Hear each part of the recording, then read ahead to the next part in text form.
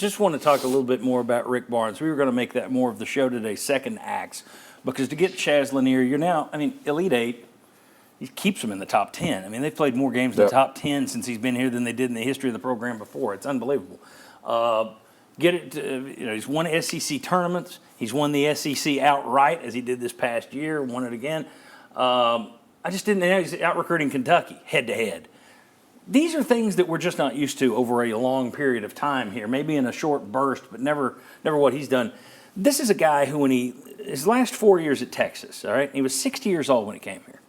So people, it's like, okay, that was still at the time. Now it's like 70's the new 60, 80's the new 70. But back then it was like, man, you're getting a 60-year-old coach. What's going to happen?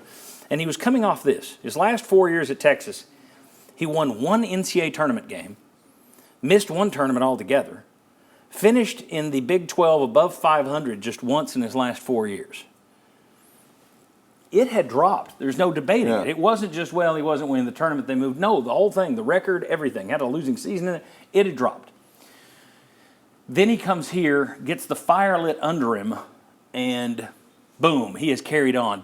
I thought it would be a good hire because it would be like a triage thing. Yeah. I think he'll leave you better than he found you.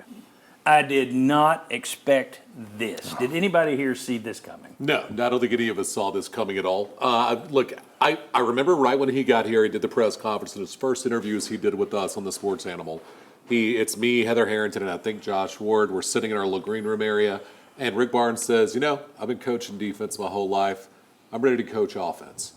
And I didn't believe him. You know what I mean? Just point blank, I didn't believe him. But he's evolved, and I think that is what has led to him having so much more success than I think most of us thought that he could have had. Well, and say back then, wasn't it like rocking chair Rick?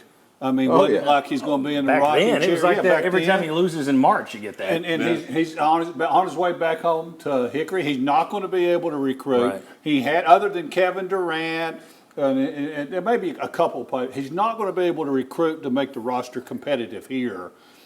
And now you get this. We were just hoping for somebody to run a clean program. Oh, I tell you what. That's the other thing I didn't mention. Yeah. And he's doing it all completely scandal-free. Players do not get in trouble. Exactly. I go back to an answer that you asked a question after Derek Dooley was hired for football.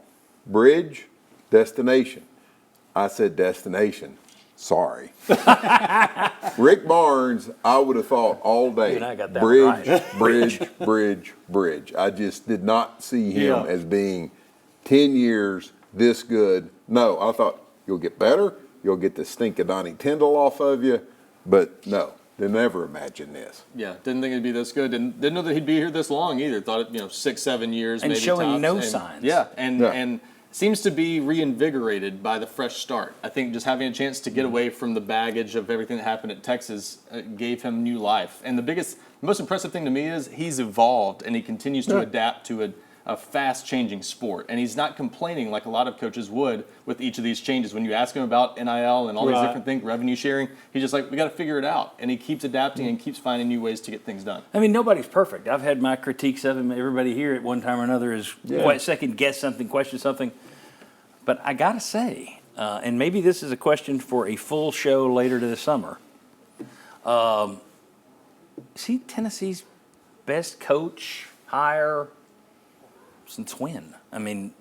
You can make a case. In terms of a guy taking it over here, leaving it here when he leaves it. Well, we're guessing, but building it to here. Doing it cleanly, consistently, a decade.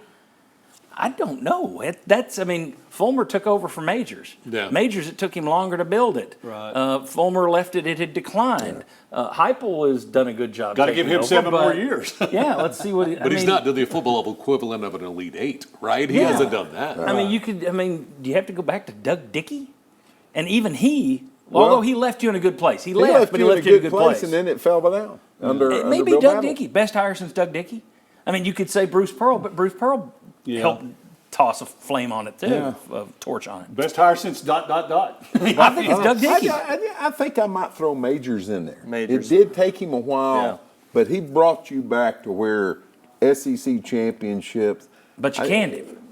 But you canned him. Sure. But I still think that was a good hire. And here's the other thing.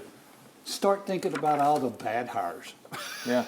No, let's stop. We've thought about those for I mean, that years. list No, goes that's- on and that's on and not a- on. that's not another That show in makes the Rick summer. Barnes. That's a series in the summer. shows. Yeah, that's, But that that's a whole new makes Rick Barnes show. look that much better. Yeah. The amazing thing is Barnes was a high-profile hire by Tennessee standards. They often Yes. have to hire a mid-major Yes, type exactly. coach or an up-and-comer, and it worked, and it's been a bigger home run than But anybody you ever didn't, imagined. you didn't Yeah. have to pay $100,000 for a search firm. He's out there. Go get Well, him. and there's another one. People always complain about. Well, you're paying him $6 million, and he's worth Every in my penny. opinion, he's worth every penny. You look and people are like, well, he's not winning championships. You didn't give him that money to win championships. If you gave him that money to win championships, then you're an idiot. Because all you had to Yeah. do was look at his track record, and there are not a lot of Final Fours on there. There's no national championships on Yeah, there. exactly. So if you gave him that money thinking, all right, now we're going to pay you, so we expect you to do more than you've ever done in your last 40 years. Sorry, you were nuts. But what you did was you bought a guy to keep it between the Yeah. lines. Right. He's not just keeping it between the lines and keeping it competitive. He's winning the race and keeping it between the lines. And look at that environment in Thompson-Boling Arena. Yes. How many college basketball Pays for himself. programs can match that? Well, He pays for It's himself. less than how many fingers I'm holding up. Yeah. But there's That's great also hire. when the UCLA negotiations happened, and he talked about going there and thought about going there. What he negotiated with Philip Fulmer to get the infrastructure to build a legitimate program. I think that was more with Randy Boyd, but Well, all right. maybe it was, but it was to get those negotiations to get the support that they needed from an infrastructure standpoint. Bruce Pearl had a basketball team. Rick Barnes has a basketball program. Right. Yeah. I'll give Dave Hart for hiring him. I'll give him credit for hiring him, even though he just fell into his lap like manna from heaven. And it wasn't a universally loved pick when they No. hired him either. There were people thinking he was too old and past it. But then I'll also give, especially Randy Boyd, because the people I've talked to have said it was really Boyd that got in there and got that all put together. But to know there are a lot of times this administration would have said, we're not going to pay that much. Enjoy UCLA. This administration said, nah, here's the money, we'll give it to you. It's impressive. All right.